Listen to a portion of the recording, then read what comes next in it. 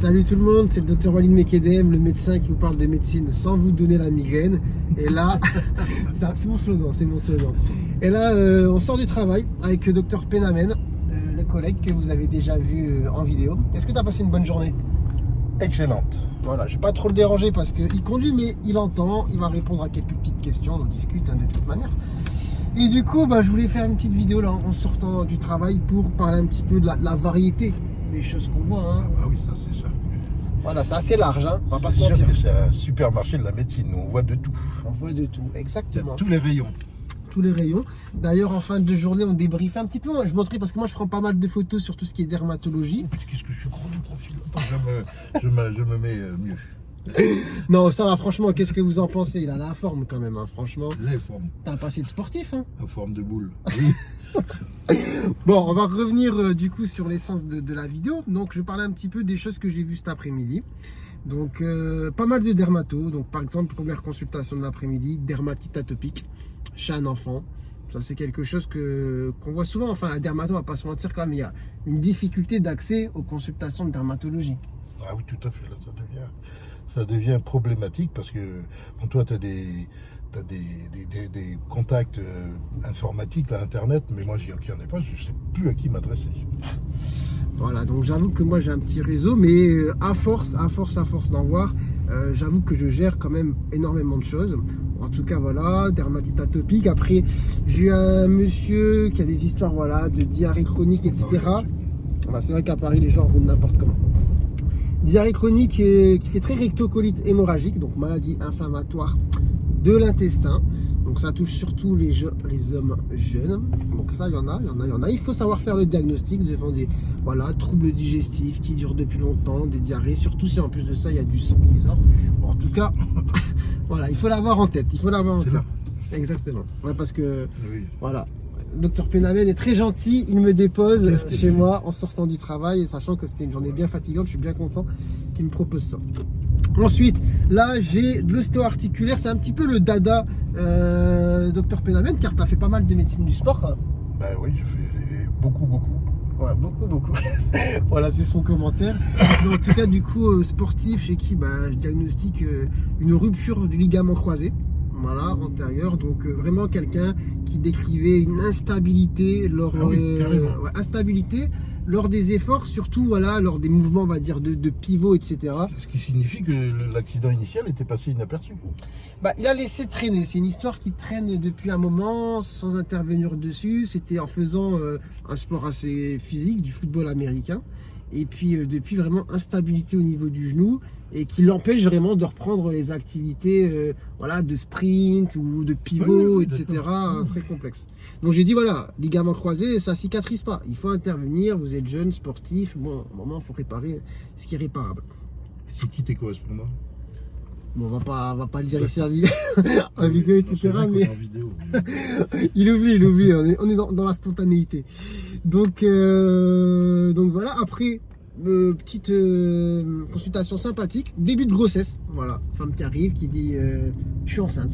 Donc voilà, on voit pas que des gens qui sont malades, hein. La grossesse, on va le rappeler, c'est pas une maladie, hein. Pas du tout. Pas du tout. Donc voilà, on est plutôt dans une consultation sympathique, etc. On explique un petit peu comment ça va se passer, on fait les bilans, etc.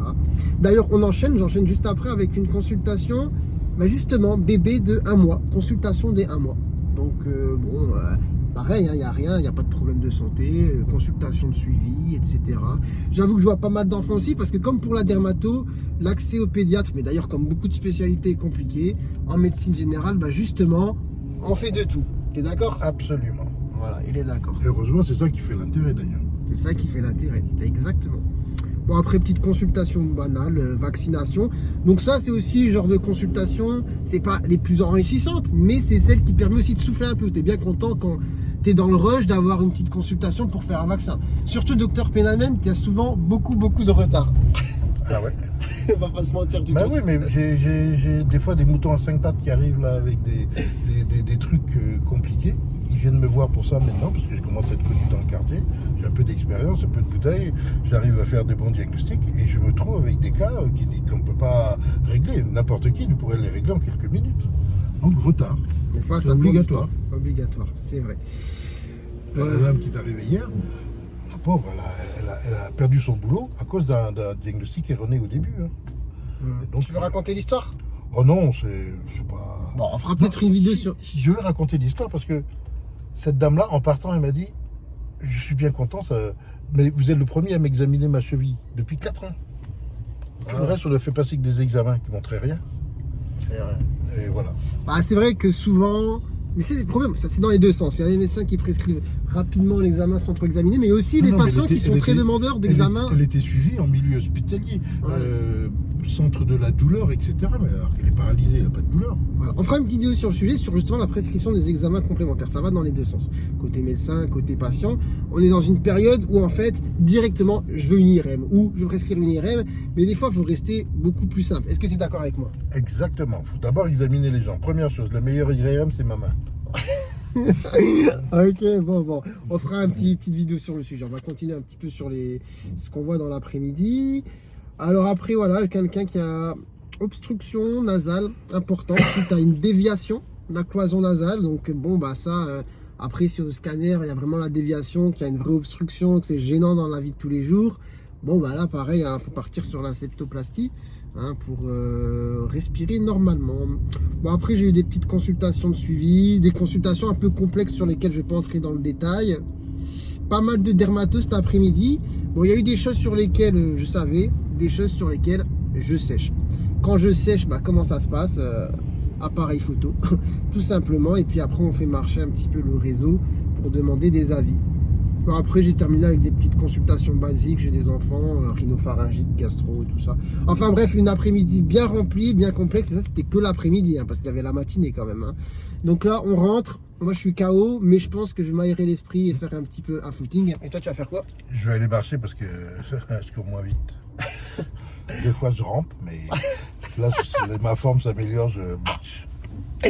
Ok, vous l'avez compris, il va ramper ou il va marcher. Je vais faire du ramping. Il va faire du ramping. Ok, d'accord. Moi, je vais essayer de faire du footing, en tout cas.